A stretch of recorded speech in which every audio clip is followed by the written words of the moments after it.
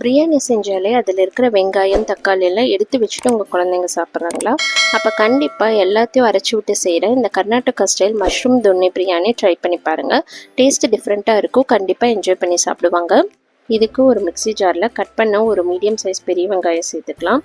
கூடவே ஒரு கைப்பிடி அளவுக்கு புதினா கொத்தமல்லி ரெண்டுத்தையும் கலந்து சேர்த்துக்கலாம். இது கூடவே ஒரு பச்சை மிளகாய் இந்த மாதிரி உடச்சி சேர்த்துக்கோங்க. கூடவே ஒரு பெரிய சைஸ் தக்காளியை இந்த மாதிரி கட் பண்ணி சேர்த்துக்கலாம். சேர்த்துட்டு இது எல்லாத்தையும் நல்லா ஒரு ஃபைன் பேஸ்ட்டாக அரைச்சி எடுத்துக்கோங்க. இது அப்படியே இருக்கட்டும். இப்போது ஒரு குக்கரில் 3 டேபிள் ஸ்பூன் எண்ணெய் சேர்த்துக்கலாம். எண்ணெய் நல்லா சூடானதுக்கப்புறம் ஒரு சின்ன துண்டு பட்டை, 3 லவங்கம், ஒரு அன்னாசிப்பூ, ஒரு சின்ன துண்டு கல்பாசி, கூடவே ஒரு பிரியாணி இலை சேர்த்துக்கோங்க. சேர்த்துட்டு இதை நல்லா பொரிய விட்டுருங்க. பாருங்கள், இந்தளவுக்கு பொரிஞ்சதுக்கப்புறம் இதில் நம்ம அரைச்சி வச்சுருக்கிற விழுதை சேர்த்துக்கலாம். விழுதை சேர்த்துட்டு நல்லா வதக்கி விட்டுக்கோங்க.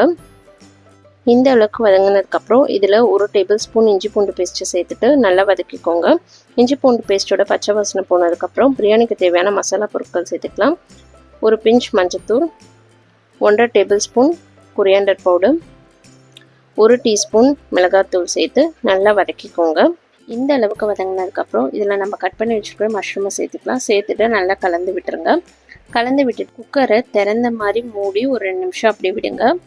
பாருங்கள், 2 நிமிஷம் ஆயிடுச்சு. நல்லா எண்ணெய்லாம் பிரிஞ்சு வருது. இப்போது இதில் நம்ம தண்ணி சேர்த்துக்க போகிறோம்.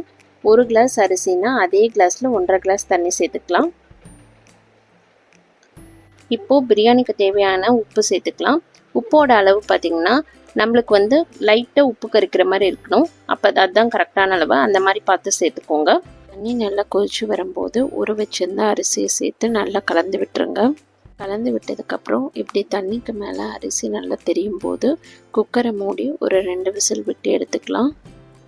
பாருங்கள், 2 விசில் வந்துடுச்சு. எண்ணெய்லாம் நல்லா மேலே உதிரி உதிரியாக நல்லா சூப்பராக கர்நாடகா ஸ்டைல் மஷ்ரூம் தொன்னி பிரியாணி செம்மையாக ரெடி ஆகிடுச்சு. நீங்களும் நான் சொன்ன மாதிரியே ட்ரை பண்ணி பாருங்கள். ட்ரை பண்ணி பார்த்துட்டு எப்படி இருந்துச்சுன்னு கமெண்ட் பண்ணுங்கள். இந்த வீடியோ உங்களுக்கு பிடிச்சிருந்துச்சுன்னா நம்மளோட மிஸ்ஸஸ் ஹோம் குக் சேனலை லைக், ஷேர் அண்ட் சப்ஸ்கிரைப் பண்ணிக்கோங்க.